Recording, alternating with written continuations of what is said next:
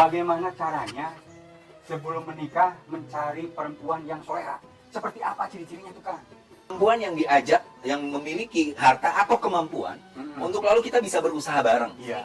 Jangan menikahi perempuan atau jangan mencari perempuan bagi yang masih jomblo. Iya, masih jomblo. Orang yang sempurna. Iya. Karena tidak ada yang sempurna kecuali rokok sempurna. Iya.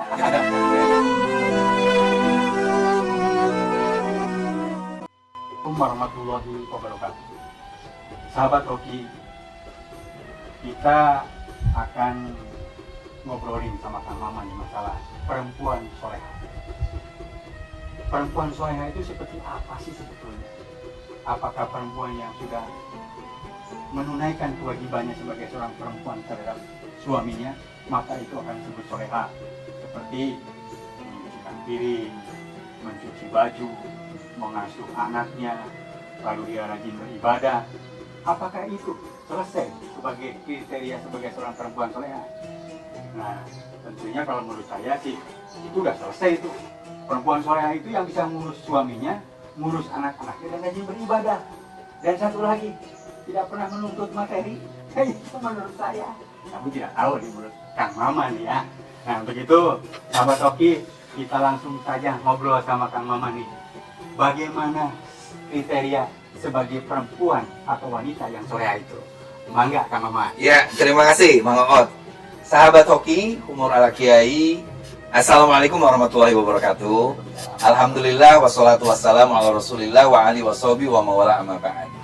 Kalau saya melihat perempuan yang soleha itu sederhana sekali. Dia memenuhi kriteria mampu mendinginkan suami saat panas dan mampu memanaskan suami saat dingin. Bagaimana itu Kang? Kok bisa? Iya. Dikasih es gitu maksudnya? Bukan. Gimana? Mampu mendinginkan suami saat panas, artinya dia kalau keadaan sudah memanas, suami nganggur, Ya.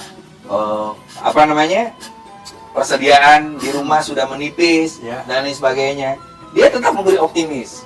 Wajar Kang lah, kehidupan itu kadang-kadang di atas, kadang-kadang di bawah, kan dia kadang di atas, kadang di bawah ya, kayak gitu. Yang penting kita tetap ikhtiar, yang penting usaha.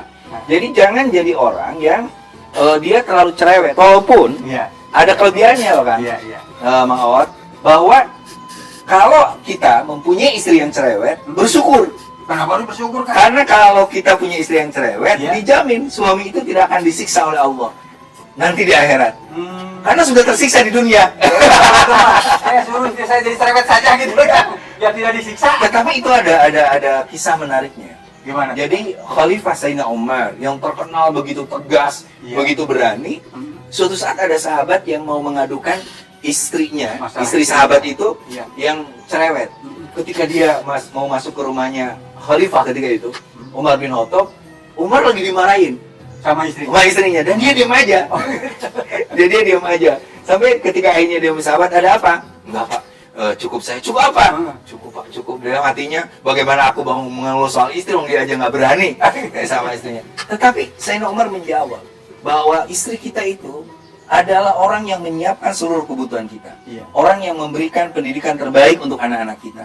Orang yang telah memberikan yang terbaik. Maka kalaupun secerewet apapun istri kita, itu yang terbaik bagi kita.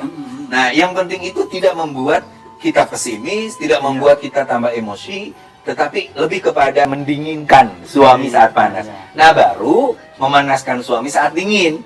Kalau suaminya kelihatan ibadahnya dingin, nggak mau bangun malam, nggak mau tahajud, nggak mau berjamaah, Iya, iya. dikasih semangat, Dimotivasi gitu, dimotivasi Kang, ya. bahwa sebagai imaman harus menjadi imaman lil muttaqin. Nah, suami yang menjadi imaman lil muttaqin itu akan menjadi pengaruh buat istrinya, buat anaknya, karena dia mampu memberi contoh yang terbaik seperti yang diajarkan baginda Rasulullah Shallallahu Alaihi Wasallam. Nah, menurut saya kriteria perempuan yang solihah ya segitu aja, istri itu mampu mendinginkan suami saat panas dan mampu memanaskan suami saat dingin. Jangan terbalik, mampu memanaskan suami saat panas, ngompori, lawan Kang, lawan, dengan tetangga malah jadi provokator, atau malah dia tidak pernah semangat untuk ibadah. Nah, itu bahaya menurut saya. Iya. Ada pertanyaan nih Kang, dari siapa ini? Oh, ini underscore Ginpa underscore hak.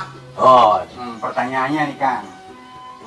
Jadi kalau ini kebetulan belum nikah Kang. belum nikah. Bagaimana caranya sebelum menikah mencari perempuan yang soleha? Seperti apa ciri-cirinya tuh Kang? Kan kadang-kadang kita mah melihat perempuan yang cantik, sudah sholat cukup aja.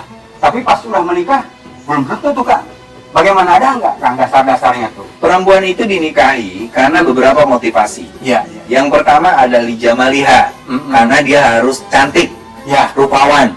Pokoknya dia harus kita cintai, karena cantik itu relatif. Iya. Tapi cinta akan membuat seorang jadi cantik. jadi cantik. Bukan cantik membuat seorang cinta. Iya. Kayak gitu.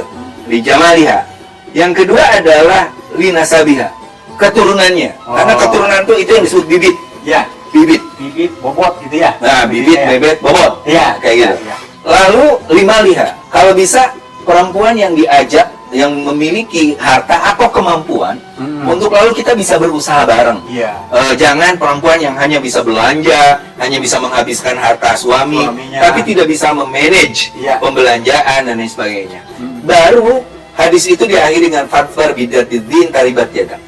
Kalau bisa itu pilih yang seluruh tiga nilai ini dilandasi agama. Dia rupawan, tapi dia solihah. Iya. Dia menjadi nasabnya bagus, tapi akhlaknya harus lebih bagus. Iya. Kalau dia menjadi orang memiliki harta, kaya dan sebagainya, tapi dia tahu persis kemana harta itu harus dibelanjakan. Iya. Dan dia tahu bahwa korupsi itu salah. Iya, Nah, iya. itulah yang sebenarnya harus dimiliki oleh seorang istri. Tetapi yang pasti, jangan menikahi perempuan atau jangan mencari perempuan bagi yang masih jomblo. Iya, masih jomblo. Orang yang sempurna. Iya. Karena tidak ada yang sempurna kecuali rokok sempurna. Kayak gitu. Allah yang maha sempurna, Allah yang maha sempurna memberikan kepada kita bahwa pernikahan itu bukan berarti pernikahan bagi dua orang yang sempurna. Iya. Tetapi orang yang memiliki kekurangan tapi saling menyempurnakan, Saling menyempurnakan, saling mengisi, saling saling mencintai. Iya. Maka kita hormati kekurangan pasangan kita, tetapi tetap kita menghargai orang lain. Nah, sahabat hoki dimanapun, sahabat hoki, artinya kalau kita memilih perempuan itu, kalau kata kita mani, gitu ya, kata bangsa, kata orang Sunda, bibit ya kan, bobot, bebet. Nah, itu yang harus penting. Jadi jangan sampai artinya kita memilih perempuan karena cantiknya. Karena cantik mah ada habisnya. Usia kita sudah 50 tahun, udah banyak keriput-keriput itu Kang. Nah, sahabat hoki, Kang Mamang akan memberikan ibroh sekaligus menutup. Mangga Kang Mamang. Jadi gini Muhammad, ada seorang sufi Ya. yang dia punya temannya itu berkunjung ke rumahnya. Iya. Nah, pas dia berkunjung, ternyata sang sahabat itu nggak ada. Dia sedang ngarit. Suaminya itu nggak ada ngarit, sedang nyari suluh dan lain Iya. sebagainya ya, kayu bakar. Tapi dia terkejut karena istrinya itu, ya Allah, dia datang, dia bilang kepada temanmu, maksudnya suami perempuan itu. Iya. Udah, santri itu ternyata udah miskin, susah, tidak mau belanja. Wah, habis-habisan. Iya. Kerjanya ibadah. Sampai si temannya itu bilang, kasihan banget. Aku punya teman santri, Iya, sufi, iya. tapi punya yang cerewet. Punya istrinya, Akhirnya ya. dia cari sahabatnya di hutan.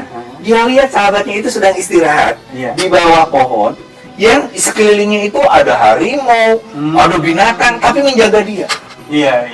Akhirnya terkejut, bangunlah sang sufi itu dan seluruh binatang itu menyingkir. Lalu dia cerita, temannya nanya, apa yang membuat engkau punya keahlian, kelebihan seperti ini? Iya. Dia bilang, aku bersabar karena istriku cerewet. Jadi karena istrinya cerewet, binatang yang sabar. Kayak gitu. Nah, singkat cerita, si perempuan itu akhirnya minta cerai. Dan kembali lagi temannya ke istrinya sang sufi itu. Aduh, ikhlasnya, sabarnya.